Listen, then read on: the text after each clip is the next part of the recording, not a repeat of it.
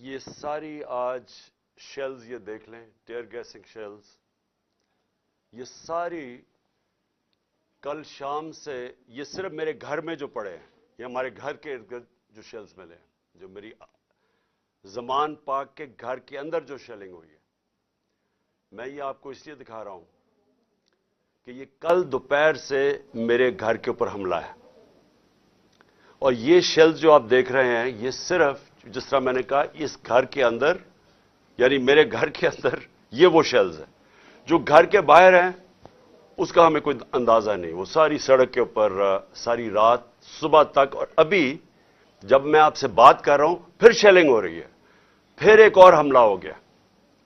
تو میں اپنی قوم کے سامنے ایک سوال رکھنا چاہتا ہوں کہ یہ کون سا میں نے اتنا بڑا جرم کیا تھا کہ میرے گھر کے اوپر حملہ، کبھی کسی پولیٹیکل لیڈر کے گھر کے اوپر اس طرح شیلنگ نہیں ہوئی، اور وہاں عورتیں تھیں، ہمارے نوجوان تھے، ان کے اوپر جس طرح اٹیک کیا گیا، اس کی کوئی تو کیا وجہ تھی؟ میرا جرم کیا تھا؟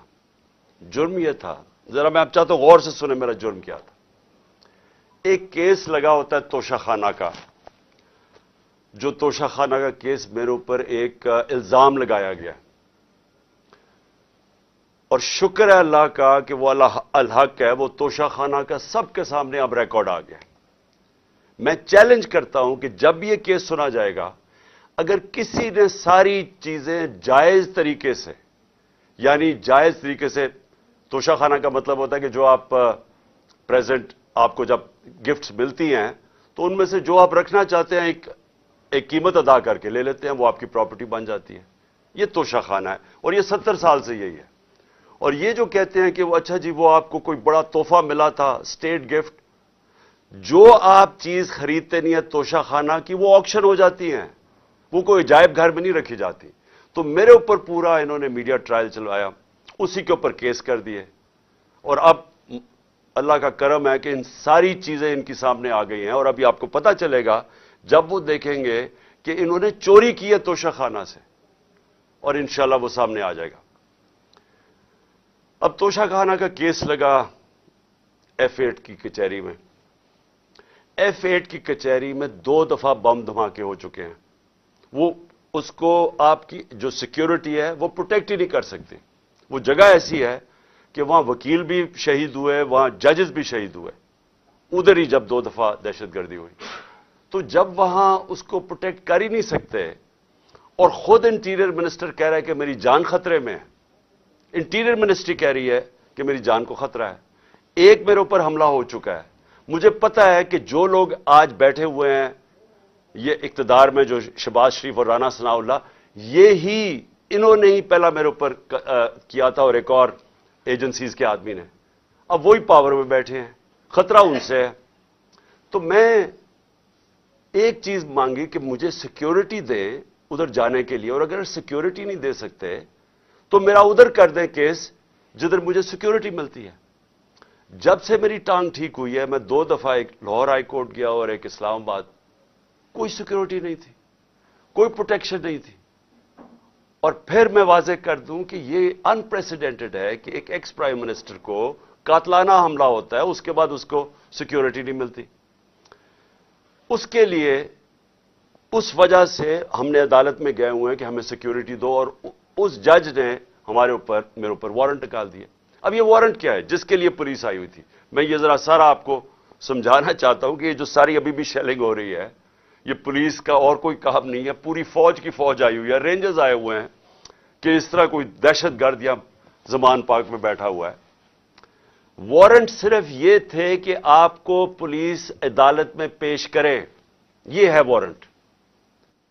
جس عدالت میں اس لیے نہیں جا سکا کیونکہ سیکیورٹی کا ایشو تھا، عدالت نے پیش کرنا، یہ پولیس نے وہاں پیش کرنا تھا۔ رات کو جو پریزیڈنٹ ہیں لاہور ہائی کورٹ کے بار کے اشتیاق خان، انہوں نے شورٹی دے دی، ان کو میں نے آتھرائز کر دیا، انہوں نے شورٹی دی کہ وہ جو میرا اپیرنس ہے ہائی کورٹ میں وہ گارنٹی کرتے ہیں۔ 18 کو انہوں نے شورٹی دے دی میں ہائی کورٹ میں پریزنٹ ہوں گا۔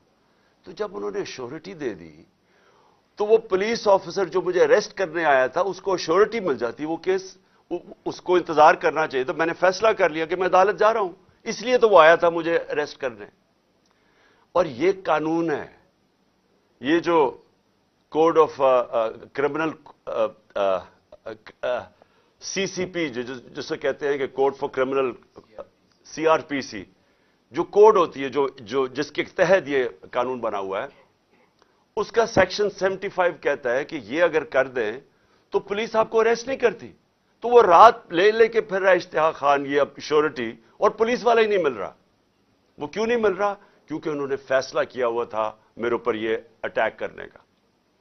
اب یہ میں آپ کو دکھا رہا ہوں کہ یہ صرف شیلز نہیں ہیں، یہ گولیاں آپ کے سامنے ہیں. یہ گولیاں چلائی انہوں نے یہاں. یہ گولیاں چلانے والے ایک آدمی کو عدالت میں پیش کرنے کے لیے نہیں آتے. ان کے عزائم، یہ جو اوپر سارے بیٹھے ہوئے ہیں جنہوں نے پہلے ہی مجھے قتل کرنے کی کوشش کی تھی، ان کے عزائم یہ نہیں تھے کہ عمران خان نے یہ عدالت میں، کہ وہ کہہ رہا ہے کہ میں پہنچوں گا، اس کے باوجود یہ حملہ کر رہا ہے اور ابھی تک حملہ ہو رہا ہے. ان کا مقصد کچھ اور ہے. لندن کے اندر پلان بنا، وعدے کیے گئے نواز شریف سے. وعدہ یہ کیا گیا کہ اگر ہمیں بیک کریں گے تو میں آپ کو یہ کر کے دوں گا، جس میں عمران خان کو جیل میں ڈالوں گا، PTI کو ختم کروں گا، نواز شریف کو سارے کیسز ختم کروں گا. یہ پلان تھا پورا. یہ پلان بڑی دیر سے پتا ہے، میں بتاتا جا رہا ہوں آپ سب کو. اس پلان کے تحت یہ گیم چل رہی تھی.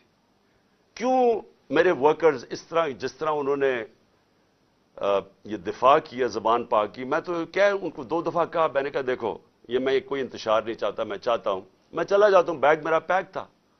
لیکن سارے کارکنوں کا کیا مسئلہ تھا؟ ان کو پتا تھا کہ جب سے ہماری حکومت گئی ہے، ہمارے لوگوں کو تشدد کیا گیا جیل میں. کسٹوڈیل ٹارچر کہتے ہیں اس کو.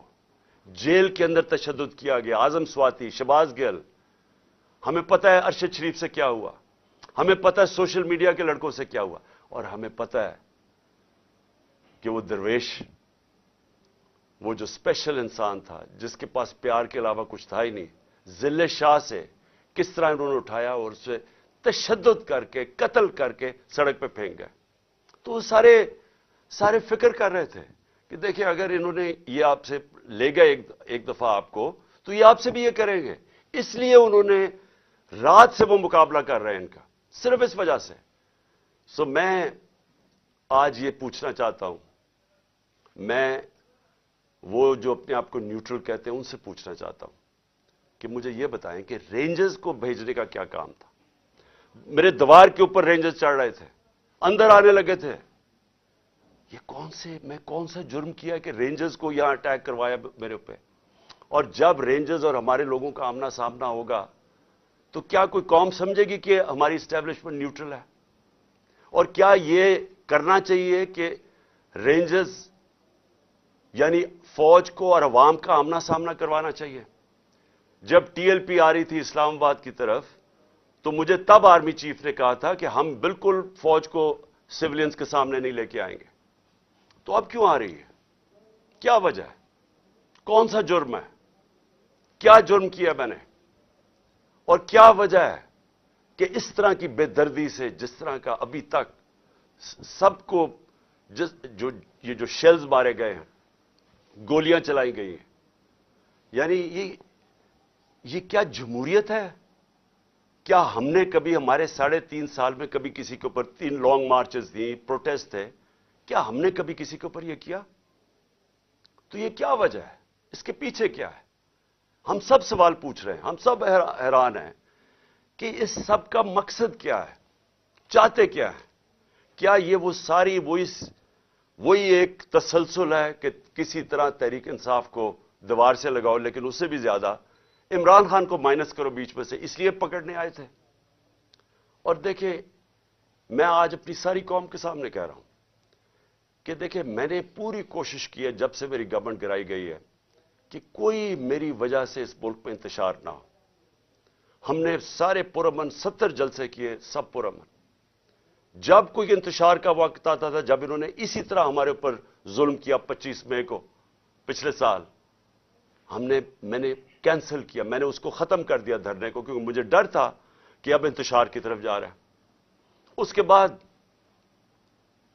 26 نومبر لاکھوں لوگ جمع تھے وہاں اس وقت پنڈی میں۔ ہمارا پلان تھا اسلام آباد میں جا کے دھرنا دینا، لیکن جب میں نے ماحول دیکھا جو انہوں نے پولیس جمع 30,000 پولیس جمع کی ہوئی تھی، تو مجھے پتا تھا پھر یہ تو جان کے چاہ رہے کوئی کلیش ہو، تو میں نے وہ کینسل کر دیا۔ ہم نے 8 مارچ کو ایک پرمیشن لی ہوئی تھی، انہوں نے ہمیں شام کو پولیس نے پرمیشن دی تھی کہ اپنی الیکشن ریلی جو ہم نے اپنی 30 اپریل کی الیکشن کے لیے کرنی تھی، پرمیشن ملی ہوئی تھی، روٹ اپرووڈ تھا۔ صبح لوگ آ رہے ہیں اور دیکھ رہے ہیں پولیس کھڑی ہوئی ہے اور پولیس کے جتھے کھڑے ہوئے ہیں اور لوگ ریلی کے لیے آ رہے ہیں، اور ایک دم پتا چلتا ہے کہ دفعہ 144 لگا دی جاتی ہے۔ کس وجہ سے؟ الیکشن جب ڈیٹ اناؤنس ہو جائے، آپ الیکشن ریلی کے خلاف دفعہ 144 کیسے کر سکتے ہیں؟ وہ بھی کیئر ٹیکر گورنمنٹ۔ اور اس کے بعد شیلنگ شروع ہو جاتی ہے، جس طرح اب آتے ساتھ ہی شیلنگ، ڈرانا، دھمکانا، مارنا، اور اس میں ضلع شاہ کا جس طرح قتل کیا گیا۔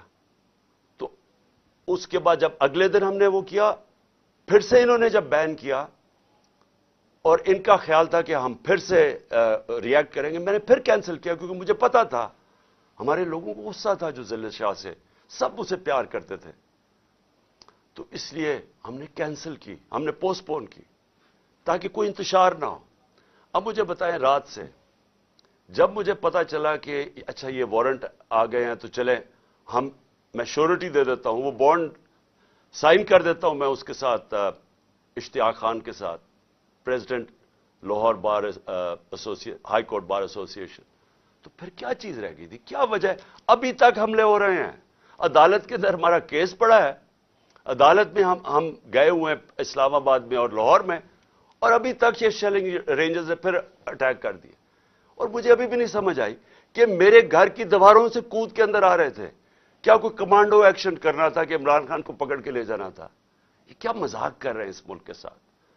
اور میں آخر میں افسوس سے کہنا چاہتا ہوں کہ دیکھیں یہ ملک کو ادھر آپ لے کے جا رہے ہیں، اور جو بھی اس وقت پاور میں بیٹھے ہیں، میں آپ کو یہ بتا دوں کہ ملک کو ادھر لے کے جا رہے ہیں کہ یہ میرے ہاتھ سے بھی چیز نکل جائے گی۔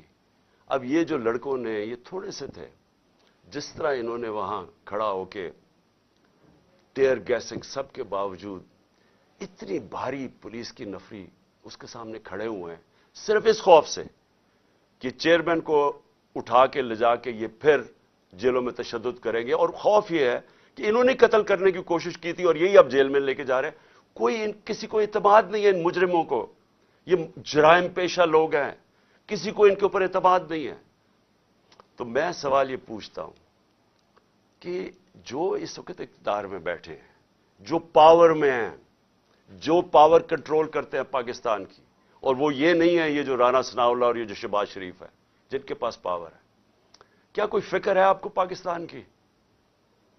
کیا آپ کو فکر ہے کہ یہ ملک جا کدھر رہا ہے؟ کیا آپ کو فکر ہے کہ میں اگر آپ جب بھی مجھے پکڑ لیں گے کیا ہوگا؟ جیل میں چلا جاؤں گا، زندگی موت اللہ کے ہاتھ میں ہے، عزت ذلت اس کے ہاتھ میں ہے، کیا کر لیں گے آپ؟ اور زیادہ پارٹی طاقت میں آئے گی، لیکن اس کا جو نتیجے میں جو رد عمل آئے گا وہ کیا فائدہ ہوگا پاکستان کا؟ کس کو نقصان ہوگا؟